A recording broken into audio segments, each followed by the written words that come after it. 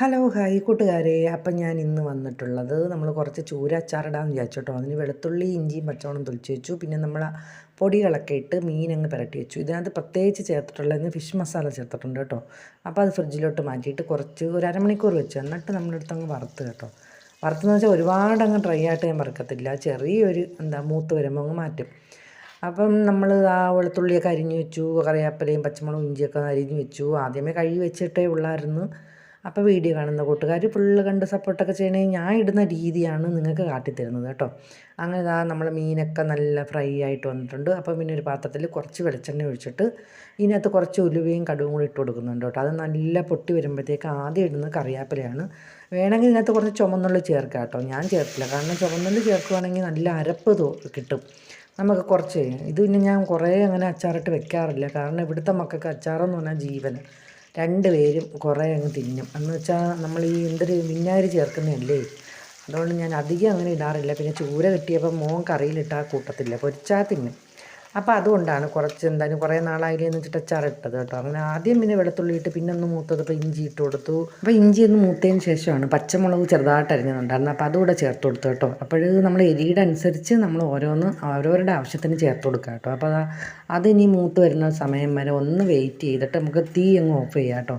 അപ്പോൾ ഞാൻ കുറച്ച് നേരം ഇങ്ങനെ പച്ചമുളക് മൂക്കാൻ വേണ്ടി വെയിറ്റ് ചെയ്ത് അപ്പോഴത്തേക്ക് മൂത്ത് വന്നപ്പോൾ പിന്നെ തീ ഓഫ് ചെയ്തിട്ട് ഇതിനകത്ത് പൊടികൾ ചേർക്കുന്നതെന്ന് വെച്ചാൽ മഞ്ഞൾപ്പൊടി, മുളക് പൊടി, മല്ലിപ്പൊടി, കുരുമുളക്. അപ്പോൾ ഇത്രയും ചേർത്ത് നന്നായിട്ട് മിക്സ് ചെയ്യണമെന്ന് വെച്ചാൽ ഒന്ന് മൂക്കണം. അല്ല, അപ്പോൾ ചൂടുണ്ടല്ലോ, നമ്മൾ ഇരുമ്പേട്ടിൽ അത്യാവശ്യം ചൂട് കാണും. മറ്റേ ഇരുമ്പേട്ടിയാണെങ്കിൽ നല്ല ചൂട് വെക്കും. ഇത് പിന്നെ അലൂമിനിയം ആയതുകൊണ്ട് വലിയ ചൂടില്ല. ഇറക്കി വെച്ചപ്പോഴേ കുറച്ച് തണുത്ത്. പിന്നെ നമ്മൾ അതുകൊണ്ട് തീ കത്തിച്ചിട്ട് വീണ്ടും ഞാൻ അടുപ്പയിൽ വെച്ച് നന്നായിട്ടൊന്ന് മൂപ്പിച്ച് കേട്ടോ.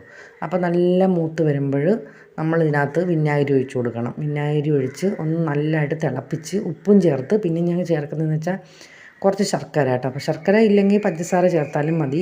കാര്യം എന്ന് വെച്ചാൽ നമ്മൾ ഈ വിനാഗിരിയുടെ പുളി ഒന്ന് ബാലൻസ് ചെയ്യാനായിട്ടാണ്. അപ്പോൾ ഞാൻ ഇപ്പോൾ ഒഴിച്ച എന്താണെന്ന് വെച്ചാൽ നമ്മൾ മീൻ പൊരിച്ച എണ്ണ ഉണ്ടല്ലോ, അതും കൂടെ അങ്ങ് ചേർത്ത് കൊടുത്തു. അതിനകത്ത് കുറച്ച് അരപ്പുണ്ടായിരുന്നു. നമ്മളതിനകത്ത് ഫിഷ് മസാലയൊക്കെ ഇട്ടല്ലേ പൊരിച്ചത്.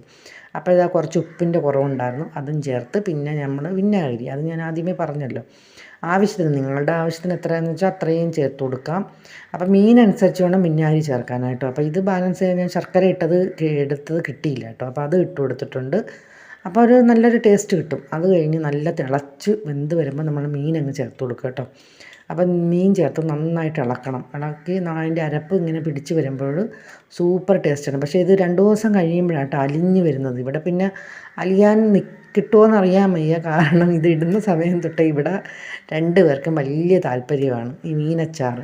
എൻ്റെ മോന് പിന്നെ എല്ലാ അച്ചാറും ഇഷ്ടം. ഇച്ചിരി ഇഷ്ടമില്ലാത്തത് നാരങ്ങ അച്ചാറേ ഉള്ളൂ കേട്ടോ. മാങ്ങാച്ചാറൊക്കെ ഭയങ്കര ഇഷ്ടമാണ്. മാങ്ങാച്ചാറാണെങ്കിൽ വേവരുത് അവന്, അങ്ങനെയാണ് ഇഷ്ടം. മോക്ക് പിന്നെ അങ്ങനെയൊന്നുമില്ല, എല്ലാം കഴിച്ചോളൂ. എങ്കിലും മീനച്ചാറിനോട് ഒരു പ്രത്യേക താല്പര്യം. അത് പിന്നെ എല്ലാവർക്കും അങ്ങനെയല്ലല്ലോ, ഒരു കഷ്ണം അച്ചാറുണ്ടെങ്കിൽ ഒരു ടേസ്റ്റ് അല്ലേ. അങ്ങനെ നമ്മൾ അടിപൊളിയായിട്ടുള്ള നമ്മളെ മീനച്ചാറ് തയ്യാറായി. അപ്പോൾ ഞാൻ കുറച്ചൊന്ന് വറ്റിച്ച് കേട്ടോ. അപ്പോൾ ഞാൻ പറഞ്ഞില്ലേ, നമ്മൾ ചുമന്നുള്ളി ചേർക്കുകയാണെങ്കിൽ നമുക്ക് കുറച്ചുകൂടെ അരപ്പ് കിട്ടും കേട്ടോ. അങ്ങനെ അത് പിന്നെ നമ്മൾ നല്ലൊരു പാത്രത്തിലോട്ട് മാറ്റി അടിപൊളിയായിട്ടുള്ള അച്ചാർ റെഡിയായി. ഇപ്പം അറിഞ്ഞൂടാത്തവരൊക്കെ ആണെങ്കിൽ ഒന്ന് ട്രൈ ചെയ്ത് നോക്കുക. എല്ലാവർക്കും അറിയാം, എങ്കിലും ഞാൻ എൻ്റേതായ രീതിയിലൊന്ന് കാണിച്ചു എന്ന് മാത്രം. അപ്പോൾ വീഡിയോ കാണുന്ന കൂട്ടുകാർ ഫുള്ള് കണ്ട് സപ്പോർട്ടൊക്കെ ചെയ്യണേ. അപ്പോൾ നാളെ പുതിയൊരു വീഡിയോ ആയിട്ട് വരാം. Okay, by.